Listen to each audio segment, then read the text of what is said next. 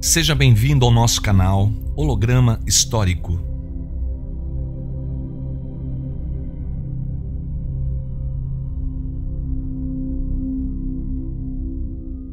A história de Alalu. Alalu foi um príncipe de Nibiru que, por meio de rebelião e astúcia, conseguiu usurpar o trono por 9 Shars, ou 32.400 anos da Terra. Parte da sua história confunde-se com a narrativa surgida no século II da era cristã, que deu vida ao mito de Satanás. Desde que o mundo como conhecemos foi criado e podemos compreendê-lo, ainda que não em sua totalidade, fomos capazes de observar que as culturas ocidentais e orientais elaboraram inúmeras formas de explicar as mazelas que nos afligem. Nesse esforço, a construção de uma figura maligna acabou assumindo os valores morais e comportamentais de menor prestígio em nossa cultura. Nas religiões judaica, cristã e islâmica, o mal encarna a figura de um ser que se opõe a Deus e busca atormentar a vida de toda a humanidade, em especial dos seguidores de tais religiões.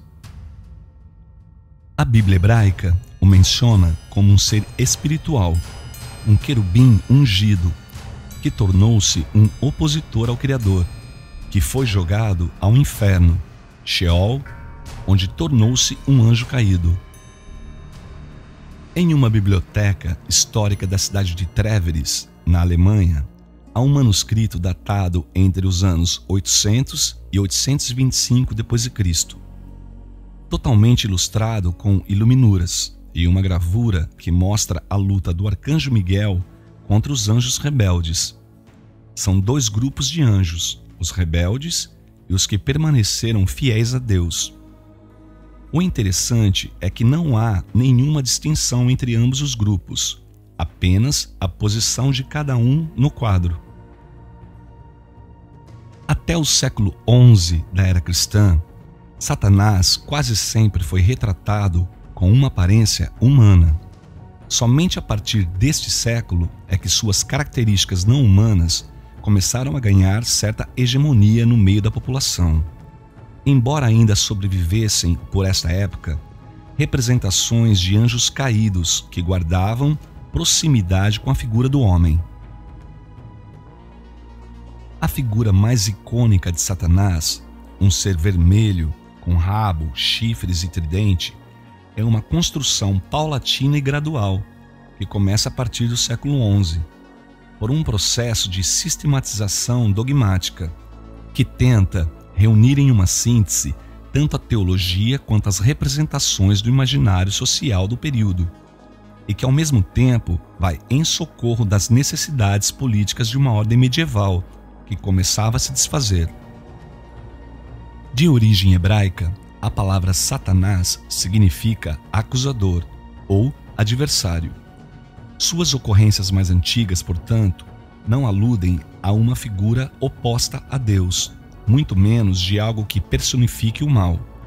Ele era simplesmente o acusador, quase que hoje se poderia chamar de promotor de justiça. A ideia de Satanás como personificação do mal entrou para o judaísmo provavelmente por meio de influência babilônica, tanto quanto as palavras diabo e demônio são legado da influência grega sobre o cristianismo. Demônio significa força, impulso, e passou a ser identificado como força negativa. Diabo é divisor, aquele que causa divisão. E é sobre esses vários aspectos que a história de Alalu se assemelha à história de Satanás, que é ensinada nas igrejas e templos religiosos, formando assim a primeira amálgama para a criação desse personagem no imaginário popular. Com os conhecimentos adquiridos enquanto foi o rei de Nibiru por 9 Shars, Alalu aventurou-se no espaço para fugir de Anu, que acabara de derrotá-lo num confronto corpo a corpo, supondo escapar de uma possível retaliação. Sua rota indicava o gelado planeta Ki, o nosso planeta Terra. Mas tentar atravessar a região proibida do cinturão de asteroides era uma tarefa muito arriscada. todos os Anunnaki que haviam tentado haviam fracassado e morrido. Em seu plano, havia risco na viagem, mas a glória eterna do êxito era a recompensa que ele esperava obter. Assim como uma águia, Alalu explorou os céus, afastando-se de Nibiru, enquanto seu planeta tornava-se uma bola suspensa no vazio, expondo sua ferida, o verdadeiro motivo de seu fracasso como rei.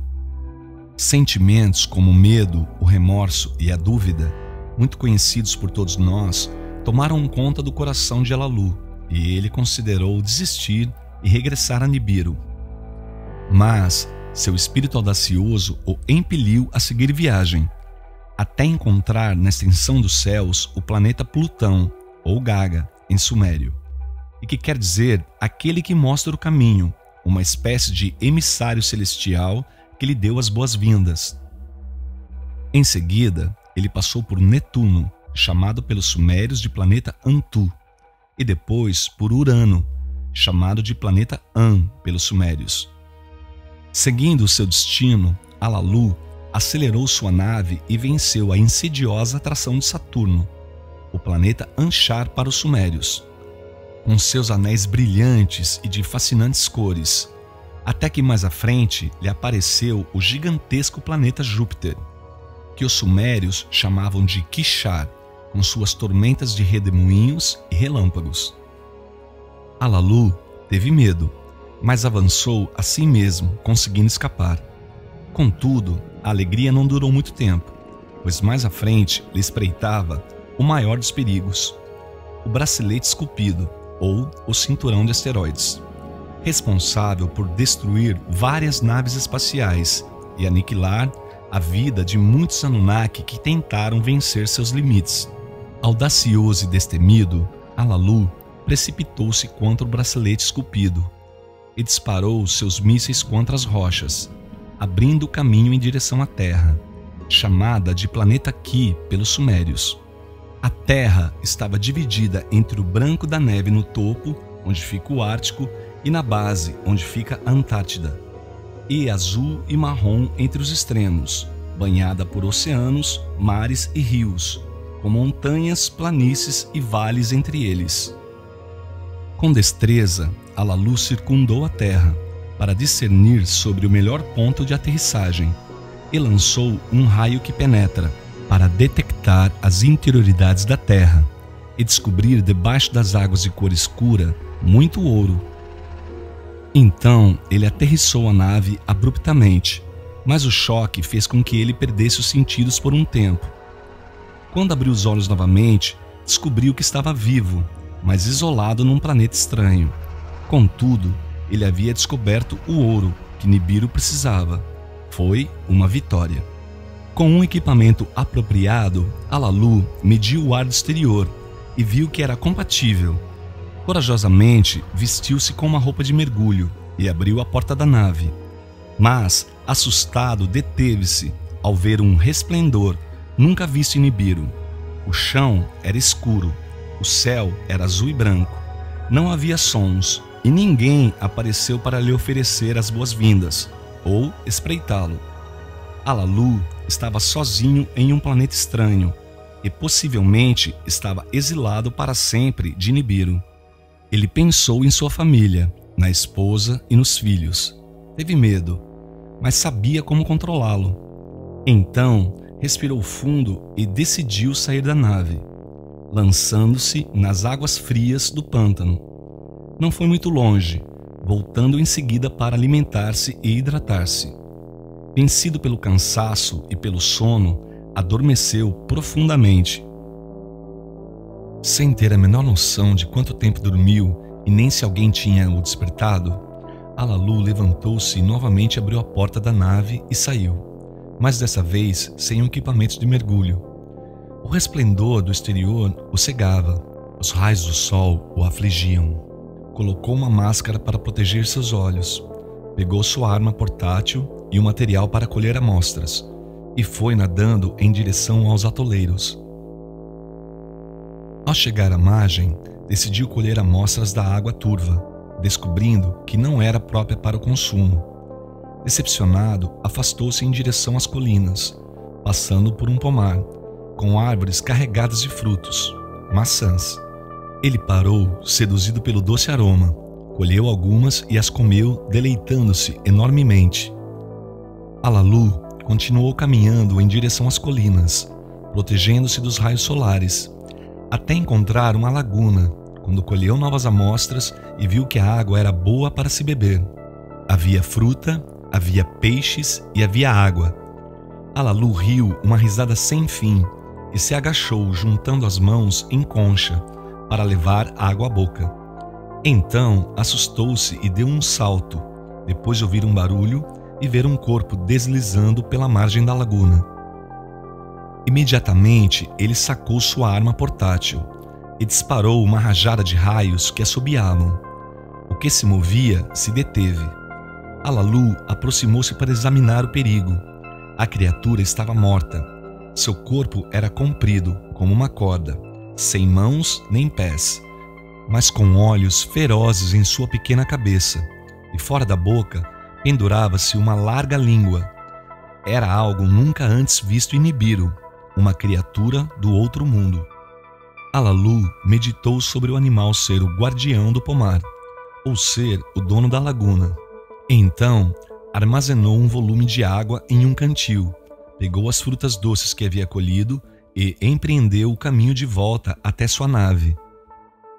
Percebam que nesse ponto, a narrativa suméria, depois de descrever Alalu como um usurpador do trono celestial de Nibiru, de ter desafiado o poderoso Anu e ter perdido a luta, caiu dos céus na terra, para descobrir um pomar e uma serpente que tomava conta do lugar.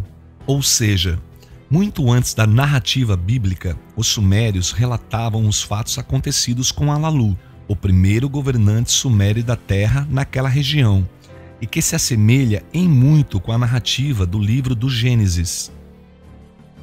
Quando enfim Alalu entrou novamente em sua nave, pôde perceber que o brilhantismo dos raios do sol tinha diminuído enormemente e escurecia.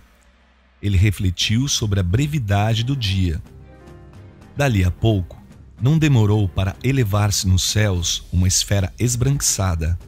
Era a lua, que os sumérios chamavam de Kingu, o companheiro da terra. O que os anais de Nibiru haviam ensinado a Alalu, pelo tempo em que ele foi um jovem príncipe até tornar-se rei, seus olhos agora podiam contemplar a verdade.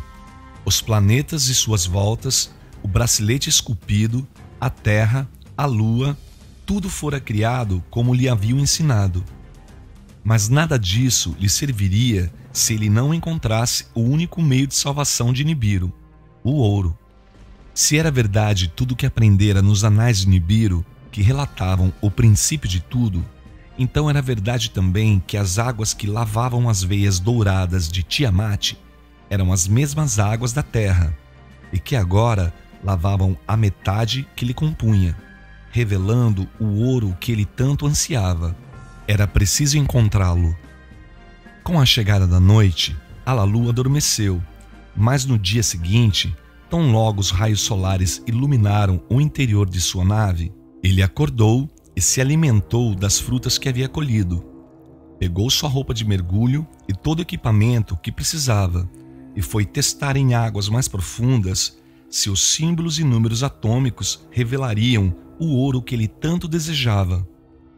Depois de algum tempo, realizando as testagens em vários sítios, os batimentos do seu coração aceleraram e suas pernas ficaram trêmulas. Alalu gritou. Era um grito de triunfo que lhe saía da garganta. Havia ouro nas águas, e a sorte de Nibiru agora estava em suas mãos. De volta à nave, Alalu ocupou o assento do comandante, ligou os dispositivos que localizavam e controlavam as órbitas e as trajetórias, e pelo microfone comunicou-se diretamente com Anu, em Nibiru, narrando suas aventuras espaciais, o local em que agora se encontrava, a grande descoberta do ouro e suas condições para salvar Nibiru. Anu e os conselheiros assombraram-se por Alalu estar vivo e por viver em outro mundo. Rapidamente, os técnicos foram chamados, a fim de descobrirem de onde vinha a transmissão de Alalu, relatando em seguida para Anu que as ondas de transmissão partiam de um lugar além do bracelete esculpido. Anu ficou aturdido e ordenou em seguida que se enviassem palavras de reconhecimento e saudações a Alalu, felicitando-o pela descoberta do ouro, que salvaria Nibiru. Assim que Alalu recebeu a mensagem, sua arrogância transbordou, exigindo sua suprema ascendência sobre todos os nibiruanos, condicionando o ouro encontrado à submissão dos comandantes de Nibiru ante suas ordens e a sua conversão em líder máximo. O conselho deveria nomeá-lo rei imediatamente, substituindo Anu no trono de Nibiru. Em Nibiru, todos ficaram consternados com as exigências de Alalu. Como podia ele barganhar a salvação do planeta com a deposição de Anu? Seria isso mais uma das suas artimanhas? Já não lhe bastara ter usurpado o trono de Nibiru e ter arrastado o planeta para a degradação depois de 9 Chars? E o ouro? Será que ele de fato existia? De qualquer maneira, o que se sabia sobre Alalu é que ele era muito inteligente e sagaz, e que antes de ser rei de Nibiru, tomara conhecimento dos ensinos do princípio, da batalha celestial do gigantesco planeta aquoso chamado Tiamat, e de suas veias douradas, e de sua localização à frente do bracelete esculpido, na metade que virou a Terra, o asilo do 7º planeta. Na Assembleia, o filho mais novo de Anu, o príncipe da Casa Real, Enlil, disse que Alalu não poderia exigir nada, tendo em vista que o seu reinado foi calamitoso, que ele era astuto e ardiloso, que havia perdido o trono em combate singular, e se existisse mesmo ouro em abundância no que restara de Tiamat, Alalu deveria provar primeiro. Pressionado, Alalu repassou as análises das águas da terra, confirmando sua descoberta. Em tom de ameaça, contou que abriu caminho ultrapassando o bracelete esculpido, usando as armas de terror. Entretanto, mais uma vez exigiu severamente o trono de Nibiru e a humilhação dos nibiruanos. Trocar a realeza era inconcebível, e Nibiru já havia experimentado 9 Chars sob o reinado de Alalu. O conselho e a realeza estavam estupefatos com as exigências e com a sede de Alalu pelo poder. Anu era rei por ascendência real, além de ter vencido um combate justo contra Alalu. Neste momento, o príncipe Ea, o primogênito de Anu, que mais tarde será tratado por Enki, pediu a palavra, oferecendo-se para ser o suporte científico aos descobrimentos de Alalu na obtenção do precioso ouro. Entretanto, para arrefecer os ânimos até que tudo estivesse esclarecido, sugeriu que Alalu governasse a Terra por esse período. E se de fato se confirmasse que Nibiru se salvaria, Anu deveria aceitar um novo combate, para decidir quem seria o rei de Nibiru. Considerado um sábio em todas as matérias e um professor dos segredos das águas, além de ser casado com Dankina, filha de Alalu, o príncipe Enki se constituía no ponto de equilíbrio perfeito entre os dois clãs. Os príncipes, os conselheiros, os sábios e os comandantes escutaram as palavras de Enki com admiração e as consideraram cheias de sabedoria, pois encontravam solução para o impasse que se instalara. Anu ponderou e concordou com tudo. Alalu também concordou com as condições impostas. Afinal de contas, Enki era considerado seu filho por matrimônio. Contudo, foi justamente essa proximidade familiar com Alalu que despertou em Enlil a sensação de que seu meio-irmão poderia ser influenciado pela esposa, favorecendo Alalu, seu sogro. Enki consultou os comandantes e os sábios para saber dos perigos que envolviam a missão. Considerou como extrair o ouro e levá-lo para Nibiru. Pediu a Alalu mais provas dos resultados e desenhou uma rota usando a tabuleta dos destinos, uma espécie de GPS. Toda a preparação para a expedição levou um char completo, ou 3.600 anos, até que chegou o momento da missão Terra partir. Os comandantes de Nibiru prepararam uma nave maior para a missão, calcularam o tempo de ida e volta, estabeleceram a rota e escolheram 50 astronautas, tudo com a aprovação de Anu. Os astrônomos, por sua vez, escolheram o momento adequado para partirem, enquanto que os cidadãos de Nibiru reuniram-se para despedirem-se dos seus heróis e de Enki, seu líder. Os astronautas entraram no carro e se acomodaram. Anzu era o comandante, aquele que conhece os céus. Era o significado do seu nome. Ele fora selecionado especialmente para essa tarefa, por ser um príncipe da semente real.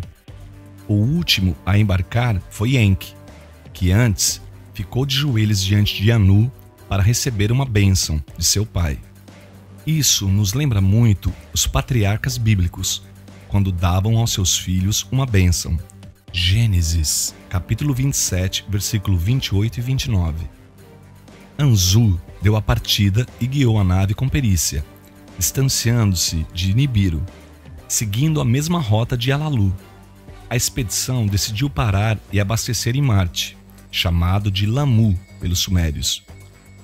Segundo Anzu, a rede do planeta não era grande e sua atração podia ser controlada com facilidade.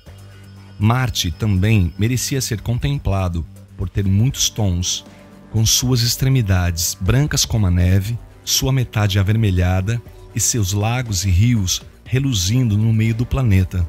Depois de testarem o ar, o solo e as águas, os astronautas prepararam um relatório e seguiram viagem em direção à Terra. O planeta, que segundo Alalu, continha o ouro que salvaria Nibiru, ou seria a sua perdição. Anzu aproximou-se da Lua e depois circundou 2 vezes o globo da Terra, até que encontrou o sinal da localização de Alalu, perto de onde hoje encontra-se o Golfo Pérsico, e onde 4 rios, entre eles Tigre e Eufrates, eram tragados pelos pântanos.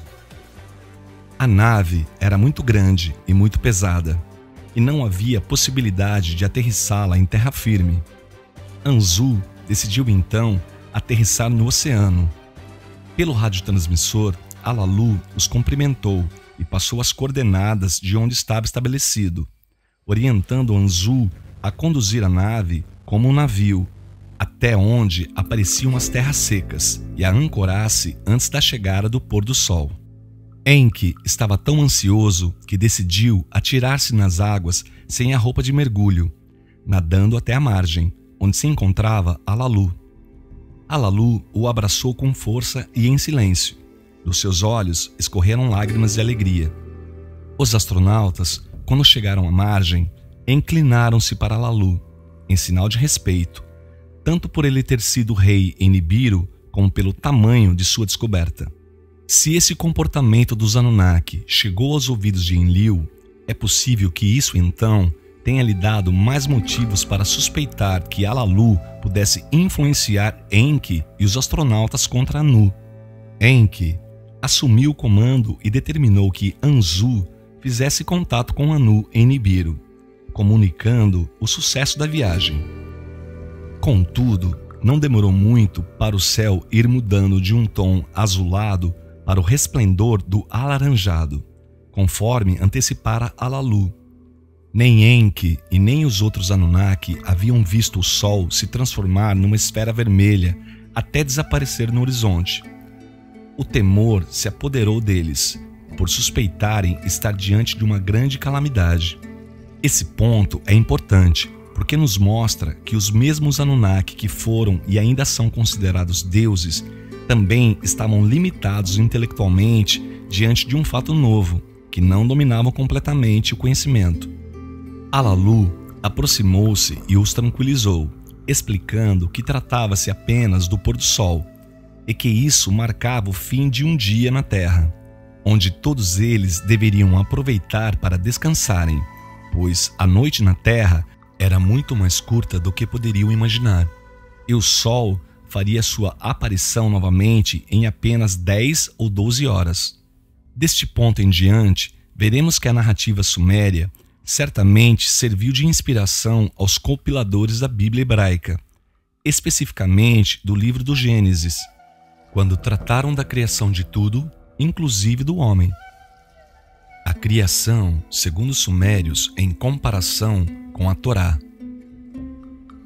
Segundo consta nas tabuletas, a escuridão chegou separando os céus da terra.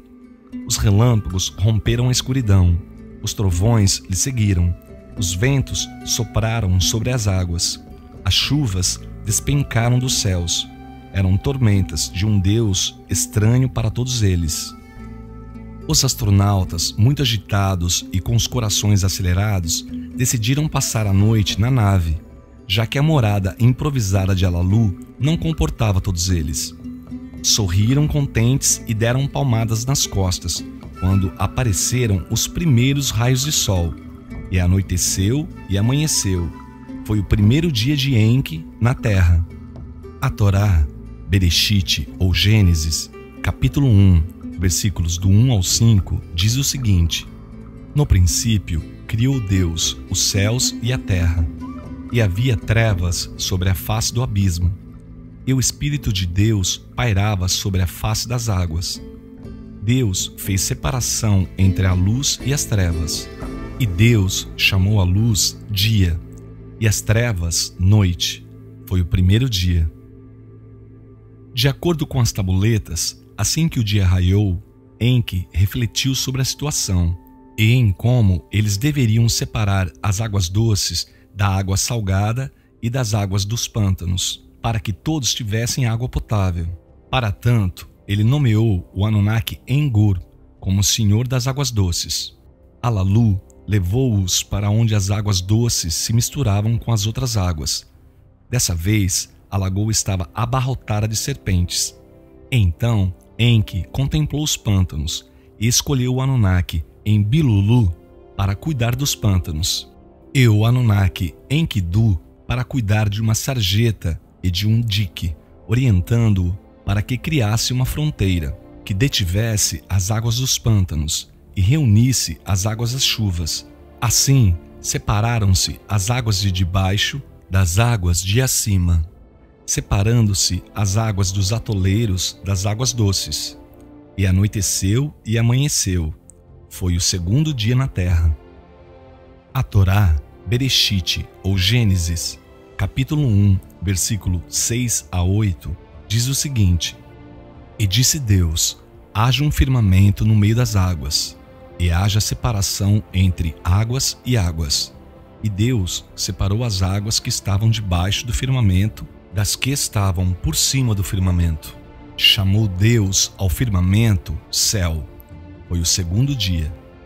Dando continuidade à narrativa suméria, assim que o sol anunciou amanhã, os Anunnaki já estavam levando a cabo as tarefas atribuídas por Enki, enquanto ele mesmo dirigia-se a Alalu.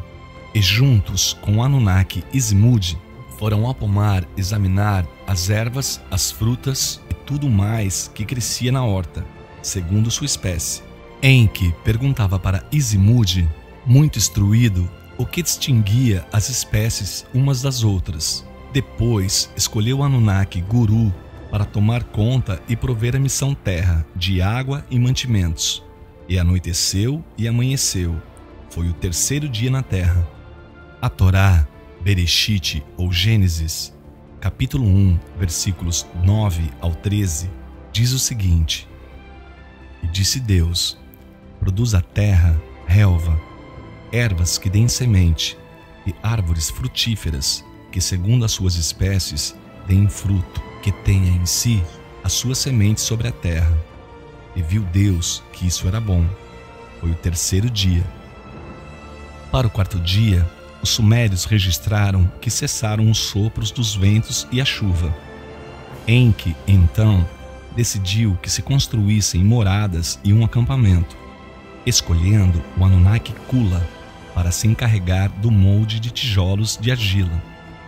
Pode-se dizer que ele foi o primeiro pedreiro na terra. Da mesma maneira, Enki escolheu Mushdamu para colocar os alicerces e levantar moradas habitáveis, constituindo-se assim o primeiro engenheiro da terra. Todo o dia esteve brilhando o sol, até que Kingu, a lua da terra, jogou toda a plenitude da sua luz pálida e menor para governar a noite. E anoiteceu e amanheceu. Foi o quarto dia na terra. A Torá, Bereshit, ou Gênesis, capítulo 1, versículos 14 a 19, diz o seguinte: E disse Deus: haja luminares no firmamento do céu, para fazerem separação entre o dia e a noite. Sejam eles para sinais e para estações, e para dias e anos, e sirvam de luminares no firmamento do céu, para alumiar a terra. O luminar maior governaria o dia, e o luminar menor governaria a noite. Fez também as estrelas, e viu Deus que isso era bom. Foi o quarto dia. As tabuletas contam que no quinto dia, Enki ordenou ao Anunnaki Ningirzig que fizesse uma canoa de juncos para medir os pântanos e analisar a extensão dos atoleiros. Em seguida, ordenou ao Anunnaki Unmash, o biólogo que detinha o conhecimento de quase tudo o que prolifera nas águas, bem como das aves de caça que voam, que distinguisse o que era bom do que era mal, para os Anunnaki se alimentarem. Em seguida, Enki convocou mais uma vez Enbilulu, responsável pelos pântanos, e Enkidu, responsável pela sarjeta e pelo dique, ordenando-lhes que criassem barreira nos pântanos, com um recinto com canos e juncos verdes, para separarem ali os peixes e as carpas, tanto quanto criassem uma armadilha onde as aves que fossem boas de se comer não pudessem escapar. Assim, nenhum deles ficaria sem pescado e sem caça, separadas as espécies boas das ruins. E anoiteceu e amanheceu, foi o quinto dia na terra. O que se pode observar aqui é que, ao contrário do que narra a Bíblia hebraica, nem mesmo Enki, considerado o Deus criador pelas culturas judaico-cristã, foi quem criou as coisas e as nominou, mas sim os Anunnaki que detinham tal conhecimento, e que ele escolhia e ordenava que executassem a tarefa. Para uma comparação, a Torá, Bereshit ou Gênesis, capítulo 1, versículos 20 a 23, diz o seguinte: E disse Deus: produzam as águas cardumes de seres viventes, e voem as aves acima da terra no firmamento do céu. Criou, pois, Deus os monstros marinhos e todos os seres viventes que se arrastavam, os quais as águas produziram abundantemente segundo as suas espécies, e toda ave que voa segundo a sua espécie. E viu Deus que isso era bom. Foi o quinto dia. Segundo os sumérios, no sexto dia, Enki atribuiu a Enursag a tarefa de distinguir os animais que se arrastavam pelo chão dos que caminhavam sobre os pés e patas, e também distinguisse os animais dóceis dos ferozes. Em seguida, deu ordens para que os Anunnaki, Kulá e Mushdamu terminassem urgentemente as moradas, cercando-as antes que a noite chegasse. E assim se fez. Ao anoitecer, o acampamento estava terminado, e os astronautas se reuniram e congregaram em seu interior. Enki, Alalu e Anzu consideraram os fatos. Foi o sexto dia. A Torá, Bereshit ou Gênesis, capítulo 1, versículos 24 a 31, diz o seguinte: E disse Deus: produz a terra seres viventes segundo as suas espécies, animais domésticos, répteis e animais selvagens segundo as suas espécies. E viu Deus que isso era bom. E disse Deus: façamos o homem à nossa imagem, conforme a nossa semelhança. Domine ele sobre os peixes do mar, sobre as aves do céu, sobre os animais domésticos, sobre toda a terra, e sobre todo réptil que se arrasta sobre a terra. E viu Deus tudo quanto fizera, e eis que era muito bom. Foi o sexto dia. Neste ponto, fica claro que os compiladores da Bíblia hebraica incluíram a criação do homem e da mulher. Entretanto, veremos mais à frente que as tabuletas sumérias narram a criação do homem e da mulher em outro momento. A imagem visualizada agora mostra o Tetragramaton, onde está escrito Yahvé. Esse é o nome que será usado posteriormente para identificar Enlil. É curioso observarmos que o Tetragramaton, exposto na vertical, assemelha-se com um homem, com cabeça, tronco e membros. Façamos o homem à nossa imagem, conforme nossa semelhança. Essas foram as palavras de Enki, Anin-Gizida e Ninmah, os Elohim. Por fim, os sumérios relatam que no 7º dia, Enki reuniu todos os Anunnaki e dissertou sobre a perigosa viagem, sobre tudo o que conseguiram realizar desde o estabelecimento do acampamento, e decretou que o 7º dia seria desde então e perpetuamente um dia de descanso, nominando o acampamento como Eridu, que quer dizer lar na longura, além de Nibiru manter a promessa e declarar Alalu comandante de Eridu. Todos reunidos gritaram em uníssono os acordos, e depois Alalu rendeu grande comemoração a Enki. Foi o 7º dia. Não há dúvida que se isso chegou aos ouvidos de Enlil, suas suspeitas sobre o envolvimento de Enki com Alalu numa futura conspiração contra Anu e contra Nibiru aumentaram. A Torá, Bereshit ou Gênesis, capítulo 2, versículos 1 a 3, diz o seguinte: Ora, havendo Deus completado no 7º dia a obra que tinha feito, descansou nesse dia de toda a obra que fizera. Abençoou Deus o 7º dia e o santificou, porque nele descansou de toda a sua obra que criara e fizera. De fato, Alalu em sumério é Alulim, e Alulim foi o primeiro governante de Eridu e da Suméria, como está registrado no prisma Well Blundell, que fornece a lista dos reis sumérios. Alalu ou Alulim governou a terra por 8 chars, 28.800 anos da terra, de 454.600 até 388.800 anos antes de Cristo.